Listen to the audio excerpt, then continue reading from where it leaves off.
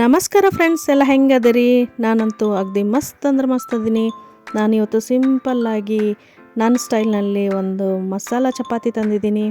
ಇದು ಮಕ್ಕಳಿಗೆ ಇಷ್ಟ ಆಗುತ್ತೆ. ಆಮೇಲೆ ಮಕ್ಕಳಿಗೆ ಸ್ಕೂಲ್ ಬಾಕ್ಸಿಗೆ ಕಟ್ಬೋದು, ಆಫೀಸ್ಗೂ ಕಟ್ಬೋದು. ಆಮೇಲೆ ಬಿಸಿ ಬಿಸಿಯಾಗಿ ಈ ಥರ ಒಂದು ಏನರ ಚಟ್ನಿ ತುಪ್ಪ ಹಾಕ್ಕೊಂಡು ಹಂಗನೂ ತಿನ್ಬೋದು. ಆಮೇಲೆ ನೋಡ್ರಿ, ಇದು ಮನ್ಯಾಗ ಕಾಯಿಪಲ್ಯ ಎಲ್ಲ ಖಾಲಿ ಆಗಿತ್ತಂದ್ರೆ ಏನು ಮಾಡ್ಬೇಕು ಅಂತಂದಾಗ ಇದನ್ನು ಹಿಂಗೆ ಮಾಡ್ಕೊಂಡು ತಿನ್ಬೋದು ರೀ. ಮತ್ತು ದಿಢೀರಾಗಿ ಯಾರು ಮನೆಗೆ ಬಂದ್ರೆ ಈ ಥರ ಒಂದು ಚಪಾತಿ ಮಾಡ್ಬೋದು. ಹಂಗೆ ಮಕ್ಕಳು ಸಾಯಂಕಾಲ ಶಾಲೆಯಿಂದ ಸ್ಕೂಲಿಂದ ಬಂದಾಗ ಈ ಥರ ಒಂದು ಮಾಡಿಕೊಡ್ರಿ, ಇಷ್ಟಪಡ್ತಾರೆ.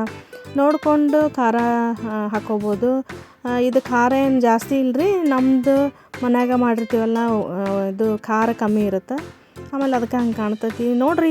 ಈ ಚಪಾತಿ ಮಸಾಲೆ ಚಪಾತಿ ಐತಲ್ರಿ, ಭಾರಿ ರುಚಿ ಆಗುತ್ತೆ ರೀ ಇದು. ಬರ್ರಿ ಹೆಂಗಾದ್ರೆ ಹೆಂಗೆ ಮಾಡಿದೆ ಅಂತ ಫಟಾಫಟ್ ಹೇಳ್ತಾ ಹೋಗ್ತೀನಿ. ಹಾಗೆ ಸ್ಕಿಪ್ ಮಾಡಿದ ವಿಡಿಯೋ ನೋಡ್ತಾ ಹೋಗ್ರಿ. ಹಾಗೆ ನನ್ನ ಚಾನಲ್ಗೆ ಹೊಸಬ್ರು ಯಾರು ಬಂದಿದ್ರೆ ದಯವಿಟ್ಟು ಸಬ್ಸ್ಕ್ರೈಬ್ ಮಾಡ್ಕೊರಿ, ಶೇರ್ ಮಾಡಿ, ಲೈಕ್ ಮಾಡಿ, ಕಮೆಂಟ್ ಮಾಡಿ. ಮತ್ತು ಮುಂಬರುವ ನನ್ನ ಎಲ್ಲ ವೀಡಿಯೋಸ್ಗೂ ಪ್ರೋತ್ಸಾಹ ಕೊಡ್ರಿ. ಬರ್ರಿ ಹಾಗಾದ್ರೆ ವಿಡಿಯೋನ ಸ್ಟಾರ್ಟ್ ಮಾಡೋಣ.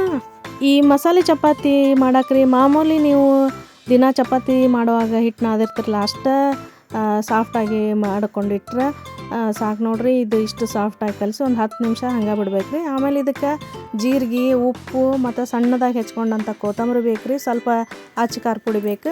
ನೀವು ಖಾರ ಪುಡಿ ಬದಲಿ ಶೇಂಗಾ ಚಟ್ನಿ ಪುಡಿನ ಹಾಕೋಬೋದು, ಅದು ಚಲೋ ಆಗುತ್ತೆ. ಆಮೇಲೆ ನಾದಿಟ್ಟಂಥ ಹಿಟ್ಟನ್ನು ಸ್ವಲ್ಪ ಎಣ್ಣೆ ಹಚ್ಕೊಂಡು ಮಿದ್ಕೋಬೇಕು. ಆಮೇಲೆ ಈ ಥರ ಸಣ್ಣ ಸಣ್ಣ ಉಳ್ಳಿ ಮಾಡ್ಕೊಂಡು ಸಣ್ಣ ಚಪಾತಿ ಲಟ್ಟಿಸ್ಕೋಬೇಕು. ಯಾಕಂತಂದ್ರೆ ಹೇಳ್ತೀನಿ ನೋಡ್ರಿ ಮುಂದೆ. ಹಿಂಗೆ ಎಷ್ಟಿಷ್ಟ ಮಿನಿ ಚಪಾತಿ ಮಾಡಿ ರೆಡಿ ಮಾಡ್ಕೋಬೇಕು ಎಲ್ಲನೂ. ಆಮೇಲೆ ಒಂದೆರಡಕ್ಕೆ ಈ ಥರ ಎಣ್ಣೆ ಹಚ್ಕೋಬೇಕು ರೀ. ಎಣ್ಣೆ ಹಚ್ಕೊಂಡು ಅದಕ್ಕೆ ಮಸಾಲೆನ ಹಾಕ್ಕೋಬೇಕು. ಈಗ ನೋಡಿರಿ, ಅಂದರೆ ಎರಡಕ್ಕೆ ರೆಡಿ ಮಾಡ್ಕೊಂಡು ಎರಡಕ್ಕೆ ಹಚ್ಕೋಲಿಲ್ಲ. ಈಗ ನೋಡಿರಿ, ಜೀರಿಗೆ ಮತ್ತು ಉಪ್ಪನ್ನು ಹಾಕೋತಾ ಇದ್ದೀನಿ.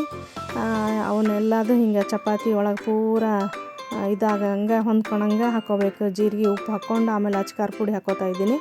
ಖಾರ ಪುಡಿ ಬದಲಿ ನೀವು ಶೇಂಗಾ ಚಟ್ನಿನ ಹಾಕೋಬೋದು. ಆಮೇಲೆ ಎಲ್ಲ ನೀಟಾಗಿ ಈ ಥರ ಹರಡ್ಕೋಬೇಕು, ಎಲ್ಲ ಕಡೆನೂ ಹೊಂದ್ಕೊಳಂಗೆ. ಕೊನೆಗೆ ಸಣ್ಣದಾಗಿ ಹೆಚ್ಕೊಂಡಿದ್ನಲ್ಲ ಕೊತ್ತಂಬರಿ, ಅದನ್ನ ಹಾಕ್ತಾಯಿದ್ದೀನಿ.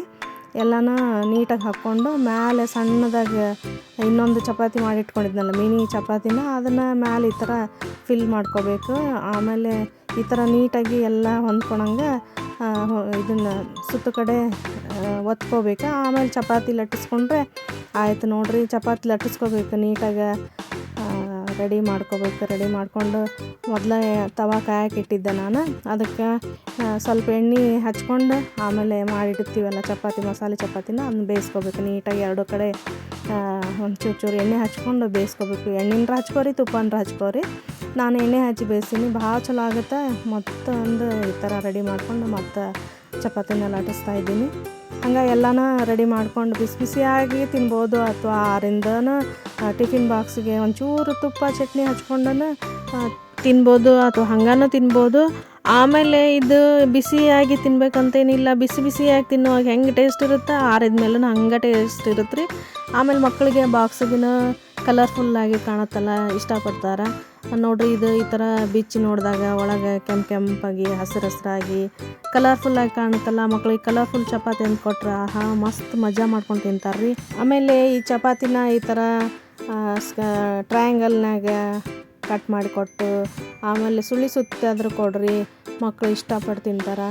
ನನ್ನ ರೆಸಿಪಿ ನಿಮ್ಗೆ ಇಷ್ಟ ಆತಂತ ಅಂದ್ಕೊಳ್ತೀನಿ. ಮತ್ತೊಂದು ರೆಸಿಪಿ ಜೊತೆಗೆ ಮತ್ತೆ ಬರ್ತೀನಿ. ವೀಕ್ಷಣೆ ಮಾಡಿದ ಎಲ್ಲರಿಗೂ ಧನ್ಯವಾದಗಳು. Thank you for watching my video.